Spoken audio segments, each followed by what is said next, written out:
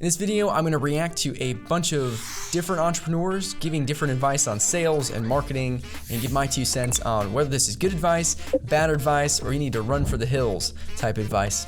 Boy, there is just so much random advice online. How do you know who to trust? How do you know who to listen to? Because you don't want to take the wrong advice and make investments and decisions based on that advice that tank your business. So in this video, I'm going to watch a bunch of different videos with business advice. What I want you to avoid doing is taking just any random advice and trying to apply it to your business, because your business is different than everyone else's business. And you know, a $300 million business, $1 million business, $100,000 business, they all need to focus on different things to grow, and we don't want to get distracted by shiny object syndrome. This is where we hear something from someone, we see someone doing something and it looks successful and is working for them, but we may not be in the place where it works for us. So we're growing our business, it's all in little steps, and you don't want to take a massive leap and miss the staircase altogether, and it will put you actually behind. So that's what we're trying to solve in this video. Hope you guys enjoy. Like and comment with your thoughts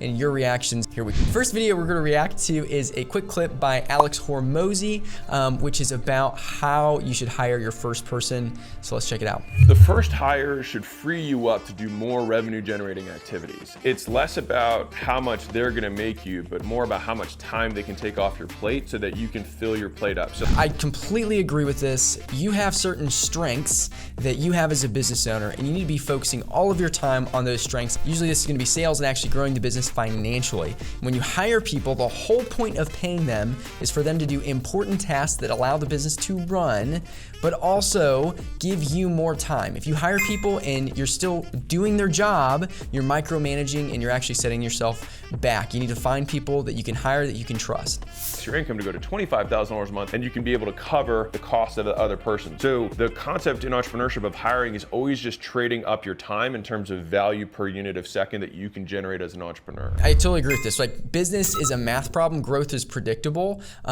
What people struggle with when it comes to hiring people is the fear that they're not going to make as much money for some reason if they pay someone. All they see is the expense and they don't see payoff, right? But when you have so much more time to sell, right, then you don't have to worry about how much you're paying them, because you're going to make way more money from the business by hiring that person. Time, absolutely leverage your time as much as possible. Focus on income producing activities. All right, Hormozi, we're giving you a 5 out of 5 for that first clip right there. That was pretty solid advice. And that's actually how I advise all my clients, is we are working on how can we get your time back as the business owner to develop a sustainable model where you're not absolutely stressed out. Instead, you can spend the time on the right activities to grow the business, start leveraging things that you don't have to be doing, like administrative tasks. All right, next few videos that we're going to react to are from Patrick Bet David. I actually had to look his name up for some reason. I don't know this guy super well, but my awesome YouTube assistant John helped me find some of his videos, and some of his videos are good. Some of his videos I'm going to disagree with, but let's watch the first one. If a guy works 80 hours a week and you work 40 hours a week, you can't compete with that guy. If you yourself are reading 2, 3, 4 books a month and you're developing your mind, developing your mind, yes, really good. Although I will say, if you read 4 to 5 books a month, you're probably not retaining or applying most of those things. And it takes a very special person to be able to actually apply all 4 to 5 books in a month. I'm actually much more a proponent reading one book and utilizing everything from that book before moving to the next one. and then outlast. Some people work 80 hours a week for a year, and that's great, but they can't work 80 hours a week for 3 years. But you work 80 hours a week for 5 years. You outlasted the guy that did 3 years. The epitome is to actually own your time. So you're working 80 hours a week is great. I've done the 80 hours a week. I've done 100-hour weeks from back when I was selling books door to door. For 6 years, I did 80 hours, 100-hour weeks in the summers to, go crush this thing. But there's diminishing returns when you're working that long all the time, and you're the sole provider of the business instead of building a system where you can actually think through different problems and find solutions, because when there's a lot of pressure, we can completely implode. And so yes, working really, really hard for short periods of time can be extremely helpful. And sometimes it is a year or two to get your business, off the ground and all these different things and overcome different hurdles. And sometimes you do have to do things like that. But this idea that you need to do it for 5 years, 10 years, I think there's a smarter way to do business, and it's not working 80 hours a week. That's not going to solve all your problems. The guy that did 3 years or 1 year, They can't compete with you because the compounding effort favors you. There's a really good book called The Infinite Game that we just had for the Lion Chasers Business Growth Club, where we had all of our business owners in there. We're talking about this infinite game. And when you're in business, your goal is not to win, it's to thrive, it's to survive as long as possible. And so if you're just trying to compete and you're just trying to beat people, it's not gonna create a business model that's going to last the test of time.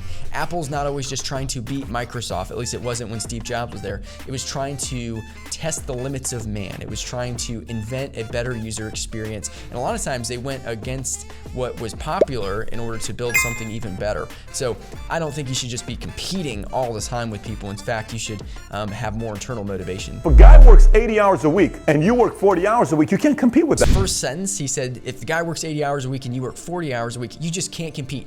That is just a total lie. If you're smarter about your time and leverage and hire out positions that do the 80 hours a week of the person you're competing with, for example, then your 40 hours is spent on something else. So that's just nonsense. I think that is just an old way of thinking. There's so many things that can be automated nowadays with AI. You can hire and build out positions for people if you're a smart leader.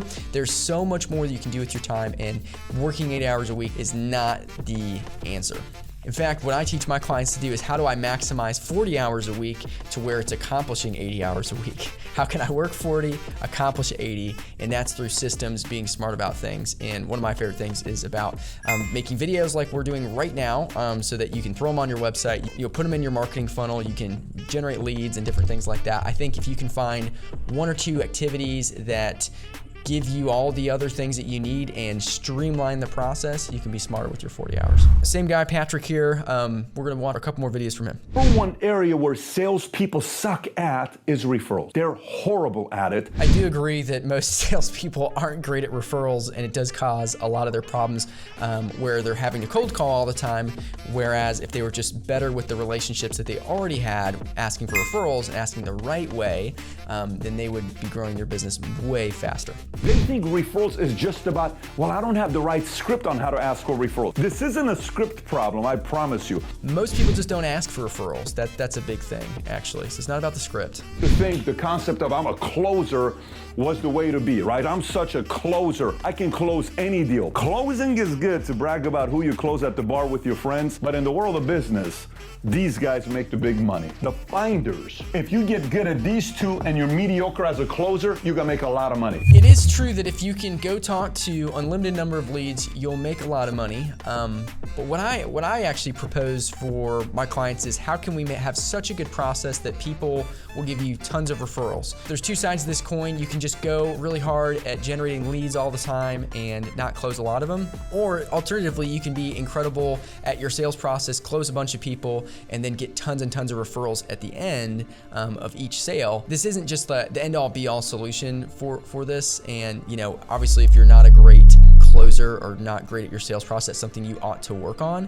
When I was selling bookstore to door, what I prided myself on was seeing less people, having a 58% chance they would let me in the door because that's how good I was, and then 40% of the time those people bought. And I was just really smart with my time, and I was smart with how I approached people, and I could see less people and sell more than 99.5% of the salespeople in the company. But that was also being really, really smart with my referrals and being really intentional with the leads I was generating, so that when I did knock, I was getting the most out of it, and I did have more leads than pretty much everyone else. So I'm a proponent of being good at both, but if there was one thing to focus on, I would agree with Patrick here that you should get better at asking for referrals, do the closing percentage later. All right, third video from Patrick here. We just love him this week of just checking out some of his stuff. So here we go.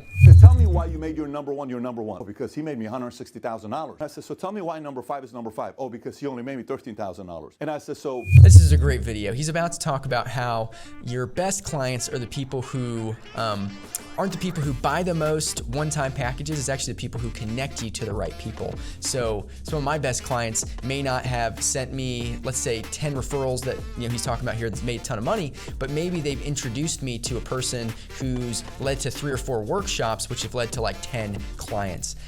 Or the one person who had a small package, but you know what? They sent you to like 10 other people who all bought from you as well. A different question here. Tell me which one of your clients have given you the most referrals that's turned into business. So the same guy that had a customer that made him 160 had another one that he put at the bottom as number 5 best customer. He says number 5 best customer gave me 20 referrals who all bought and all spent a minimum of $10,000 to $15,000 just Whenever I was basically starting my selling business in the summer, I would literally not care what people bought. I would only care if they gave me referrals. This is very true. This is very helpful. That's exactly how I started the Knowledge Gap company. I actually didn't care what people bought. I didn't care how much I was making at first. All I cared about is that I had enough people having a great experience to give me an awesome testimonial so later on I could raise my price. For the first video, we're gonna give you like a 1 out of 5. For those other two, we're gonna give you 5 out of 5. Those both were great advice. All right, last video, this is a commercial, and so I want to look at this commercial and tell you all of the things that you should never ever do when you're making videos, unless you're trying to make it comedic. Congratulations on your new Dixon City Hyundai. We've got selection, 1,000 cars to choose from. This is just so funny. There's all these commercials that are like this that are just so cringy and just terrible. You really want to avoid this at all possible when you're making videos on YouTube or whatever you're doing, whatever content you're posting, unless you're intentionally trying to be funny. And you have this audience that's gonna fall in love with it. But this right here does not, for me, this is not helping me buy this car. You can't lose. So when it comes to your next car, we have just one thing to. This is also why the quality and production of your videos matters. It's hard to tell him. It's echoey when he's talking, and it's just so distracting. I can't even focus on the commercial because there's so many distractions, bad edits, and just faulty audio. Say, get exactly what you want. Come to Dixon City Hyundai. Save every day. Save Dixon City Hyundai style.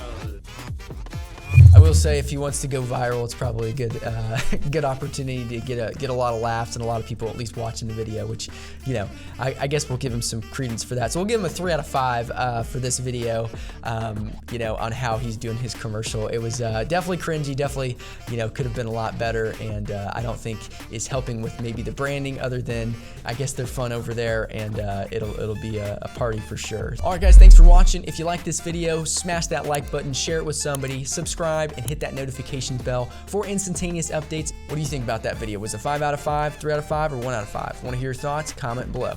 Are you in search of a title agency that truly puts you first? Look no further than Knoxville Title Agency, where excellence meets exceptional customer service. At Knox Title Agency, they understand that buying or selling a property can be a complex process. That's why their team of dedicated professionals, led by Regional Director Chase Reno, is here to guide you every step of the way. Their mission is simple: to provide you with a seamless and stress-free title experience. They pride themselves on their attention to detail and going above and beyond for their clients. At Knox Title Agency, you'll receive exceptional customer service that sets them apart from the rest. They believe in creating a welcoming culture where you feel valued and confident in your decision. Whether you're a first-time home buyer, a real estate investor, or a seasoned homeowner, they have the expertise to handle all your title needs. Trust them to navigate the complexities of title searches, insurance, and closings so that you can focus on what matters most to you. Experience the Knox Title Agency difference today. Give them a call at 865-691-1100 or visit their website at knoxvilletitle.com. Knoxville Title Agency, where excellence meets exceptional customer service. Knoxville Title Agency, your trusted partner in all your title needs. This episode is sponsored by Campus Cuts by Monica.